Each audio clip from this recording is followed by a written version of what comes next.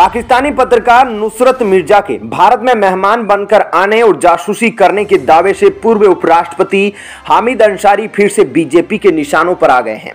हामिद अंसारी को लेकर पाकिस्तानी पत्रकार के दावे पर बीजेपी ने बुधवार को अंसारी और कांग्रेस पर निशाना साधा। पार्टी प्रवक्ता गौरव भाटिया ने कहा कि हामिद अंसारी ने अपने कार्यकाल में पाकिस्तानी पत्रकार को 5 बार न्योता देकर भारत बुलाया। उन्होंने हामिद अंसारी के साथ ही कांग्रेस की तत्कालीन मनमोहन सिंह सरकार की नीतियों पर भी सवाल खड़े किए। वहीं हामिद अंसारी ने इन आरोपों को खारिज करते हुए कहा कि बीजेपी और मीडिया का एक तबका उनके खिलाफ झूठ फैलाता रहा है। हालांकि यह पहली बार नहीं है जब हामिद अंसारी बीजेपी के निशाने पर है।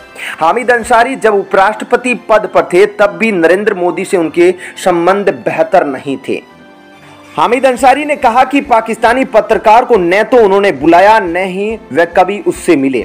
हामिद अंसारी की ओर से जारी बयान में कहा गया है कि बतौर भारत के उपराष्ट्रपति विदेशी मेहमानों को बुलाने का फैसला उस समय की सरकार का था।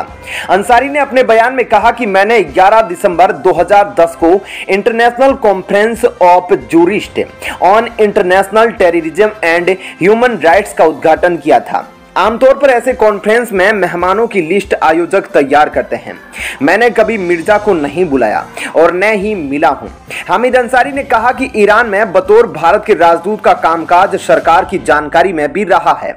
देश की सुरक्षा को लेकर मैं प्रतिबद्ध हूं और इस पर बयान देने से हमेशा खुद को दूर रखता हूं। भारत सरकार के पास सारी जानकारियां हैं और वही केवल सच बता सकती है। ईरान में मेरा कार्यकाल रिकॉर्ड में दर्ज है। इसके बाद मुझे न्यूयॉर्क में संयुक्त राष्ट्र में भारत का स्थायी सदस्य बनाया गया था। उस टाइम भी मेरे काम को देश और दुनिया में सराहा गया है। इसके अलावा दोस्तों, इंडियन अमेरिकन मुस्लिम काउंसिल की ओर से आयोजित एक कार्यक्रम में इसी साल मानवाधिकारों को लेकर भारत की आलोचना करने के मामले में पूर्व उपराष्ट्रपति हामिद अंसारी घिर गए थे। जनवरी के महीने में मानवाधिकारों की मौजूदा स्थिति पर डिजिटल तरीके से चर्चा में भाग लेते हुए हामिद अंसारी ने हिंदू राष्ट्रवाद की बढ़ती प्रवृत्ति पर चिंता जताई थी।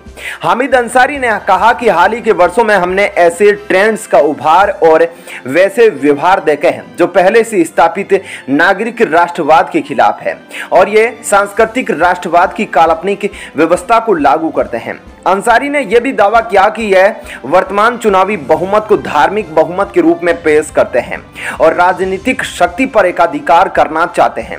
इस मामले पर बीजेपी के वरिष्ठ नेता व बिहार सरकार में मंत्री सैयद शाहनवाज हुसैन ने हामिद अंसारी पर निशाना साधते हुए कहा था कि देश में मुसलमानों के लिए भारत से बेहतर कोई राष्ट्र नहीं हो सकता है, नरेंद्र मोदी से बेहतर कोई नेता नहीं हो सकता है और हिंदुओं से बेहतर कोई दोस्त नहीं हो सकता।